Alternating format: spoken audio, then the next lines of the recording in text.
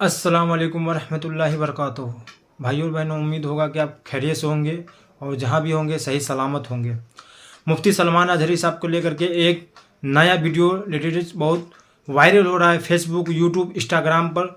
हम भी चाह रहे थे एक वीडियो बना करके इंडिया नगरी चैनल वालों को बताएं कि मुफ्ती सलमान अजहरी साहब का सच्चाई क्या है। मुफ्ती सलमान अजहरी साहब का सच्चाई ये है कि सुप्रीम कोर्ट के बहुत ही बड़े वकील बहुत ही बेहतरीन बात बोल दिए हैं, साफ लफ्ज़ों में बता दिए हैं कि मुफ्ती सलमान अजहरी साहब जो बयान दिए है उस बयान में कोई जान नहीं है, किसी के बारे में बोला नहीं गया, किसी के बारे में बताया नहीं गया है।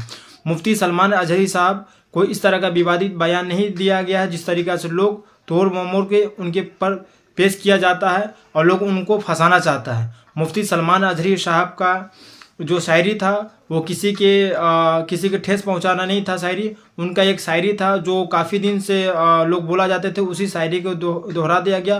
पर कुछ लोग उन शायरी को हमारे हिंदू भाइयों को ऊपर ले जाके बता दिया है कि ये इनके लिए नहीं, इनके लिए नहीं।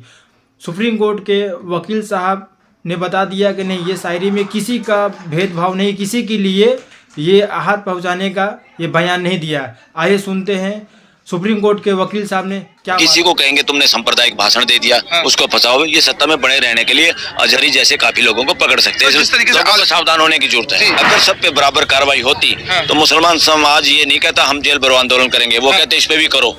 मगर क्योंकि उन्होंने देख लिया कि बाकी बकवास करते उन पे कार्रवाई नहीं होती और ये एक ने कुछ कहा है और ये कह रहा है मैंने इजराइल के लिए कहा है और इस पे कार्रवाई हो रही है, तो जानबूझ के भेदभाव किया जा रहा है। कोई आदमी बोलता है उसके खिलाफ कार्रवाई नहीं होती, कोई दूसरे संप्रदाय का बोलता है उसके खिलाफ कार्रवाई होती है।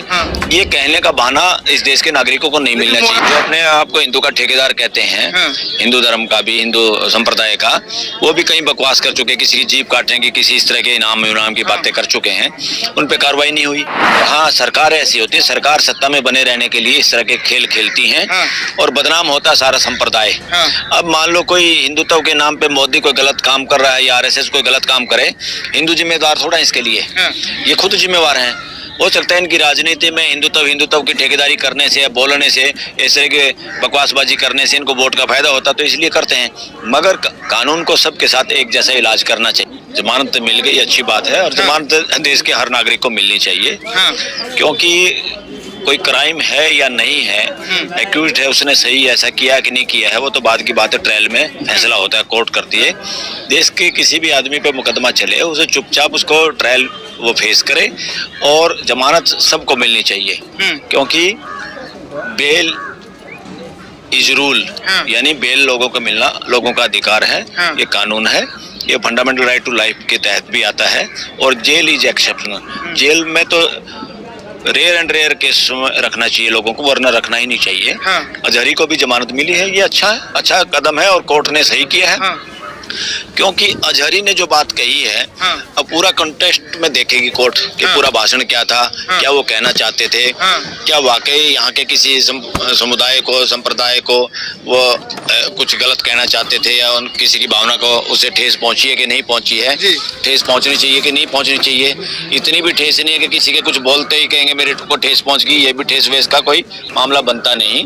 तो इस वजह से जमानत मिलना सबका अधिकार है और जमानत मिलनी ही चाहिए, सबको जमानत मिलनी चाहिए समय पे। कहा जाता है उन्होंने जो भाषण दिया था वो काफी भड़काऊ था, लोगों को मान ठेस हुआ है, हानि हुई है। अरे कुछ लोग ऐसे हैं जो सत्ता पक्ष के नजदीक हैं आजकल लोग, और वो पूरा का पूरा समाज, देश के लोग, न केवल मुस्लिम, इवन जो अपने आप को हिंदू कहते हैं, वो लोग भी जब पढ़ते हैं। तो आपने सुन लिया इस वीडियो को, जो सुप्रीम कोर्ट के वकील साहब बता रहे हैं कि इस बयान में कोई जान नहीं है, किसी का ठेस पहुंचाना, किसी को ठेस पहुंचाने का मकसद ये नहीं था। जो मुफ्ती सलमान अजहरी साहब ने बयान दिया है किसी एक समुदाय के लिए नहीं था, उसने एक सिर्फ शायरी मारा था जो किसी का दिल दुखाने के लिए नहीं था। कोई अपने दिल पर ले ले तो उससे क्या होगा। तो सुप्रीम कोर्ट के वकील साहब का आपने साफ साफ बयान सुना, जिसके वजह से मुफ्ती सलमान अजहरी साहब यानी कोई इस तरह का बयान नहीं दिया है जिसके वजह से किसी का दिल टूटे या किसी को तकलीफ पहुँचे। फ़कत अस्सलाम वालेकुम वरहमतुल्लाहि वबरकातुहू।